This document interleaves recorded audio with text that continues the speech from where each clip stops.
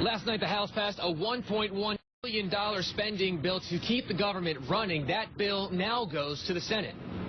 The Senate now has 48 hours to pass the bill that would keep the government running. Last night, the Republican-led House passed a $1.1 trillion spending bill, the first in a three-part move to fund the government until the end of the budget year in September. On this vote, the yeas are 219, the nays are 206. The motion is adopted. Before the bill sits on the president's desk to be signed, it has to pass the Senate. They agreed on a 2-day extension to avoid a shutdown at midnight. The bill's run through the House wasn't an easy one, facing opposition as the hours ticked down. The House's minority leader said she was enormously disappointed with the president for embracing this legislation. Here we are in the House being blackmailed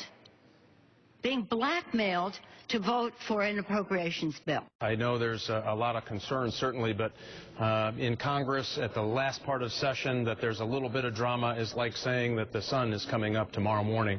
They'll get this worked out. The Senate is expected to vote on the bill sometime today.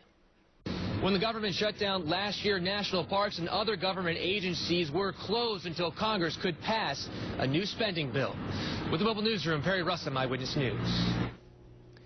New reaction this morning from Rhode Island's 2 representatives. Congressman David Cicilline releasing a statement reading in part, this bill represents a big giveaway to the most powerful special interests in this country at the expense of everyday Americans, and I could not support this bill. And Congressman Jim Langevin also opposed the bill, saying, quote, the price Republicans are trying to exact this time is simply too high, and I will not sacrifice my principles and the interests of my